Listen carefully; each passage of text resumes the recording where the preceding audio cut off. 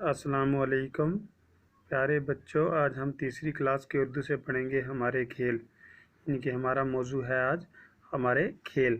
ये हमने पिछली क्लास जो आपकी ली थी वहाँ हमने ये यहाँ से लेकर इसके 2 पैराग्राफ जो हैं यहाँ तक हमने मुकम्मल किया था। तो बच्चों आज हम आगे से इसको आज मुकम्मल करेंगे पूरा। दूसरे मुल्कों से हमारे ताल्लुकात बढ़े तो वहाँ के बहुत से खेल हमारे यहाँ खेले जाने लगे।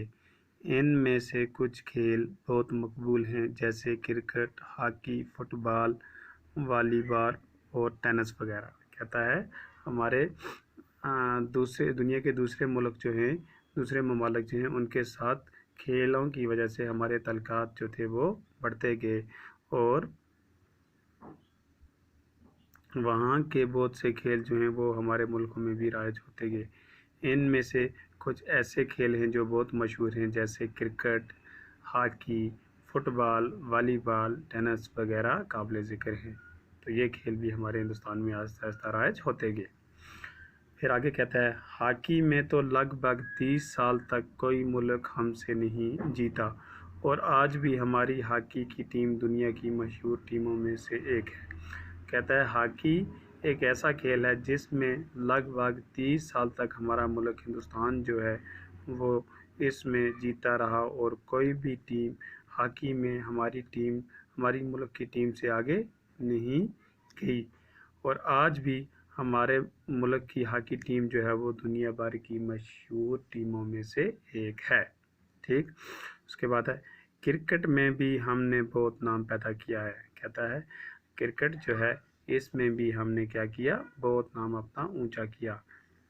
हमारी टीम ने 1983 ईस्वी में क्रिकेट का आलमी कप जीता है। कहता है कि हमारे मुल्क हिंदुस्तान ने पहली बार 1983 ईस्वी में क्रिकेट का आलमी कप, वर्ल्ड कप जिसे अंग्रेज़ी में कहते हैं, वो जीता है।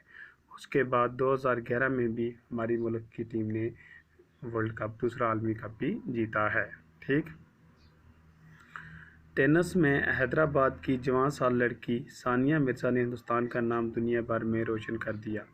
कहता है सानिया मिर्ज़ा जो टेनिस में बहुत मशहूर रही हैं, उन्होंने हिंदुस्तान का नाम बहुत रोशन किया।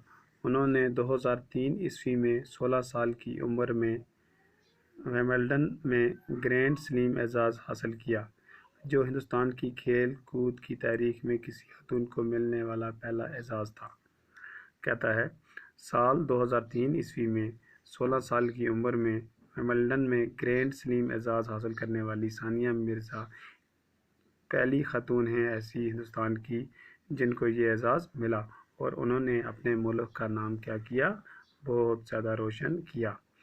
खेलों की अहमियत अब और भी बढ़ गई है क्योंकि इनके ज़रिए एक दूसरे के साथ मेल जोल और भाईचारा पैदा करने में भी मदद मिलती है। कहता है खेलों की अहमियत अब पहले से ज़्यादा और बढ़ गई है क्योंकि खेलों की वजह से एक दूसरे के साथ तालमेल अच्छा कायम हो गया है और आपस में हमदर्दी, भाईचारा पहले से ज़्यादा बढ़ गया है। यानी कि खेलों की वजह से एक मुल्क दूसरे मुल्क में जाकर अपना खेल खेलता है और उसके साथ क्या हो जाते हैं, रिश्ते जो हैं एक मुल्क के दूसरे मुल्क के साथ मजबूत हो जाते हैं।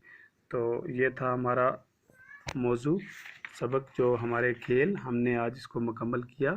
आप इसको घर में अच्छी तरह से पढ़ना और इसको पेज पे भी लिखना। कल हम इसके सवाल करेंगे। शुक्रिया।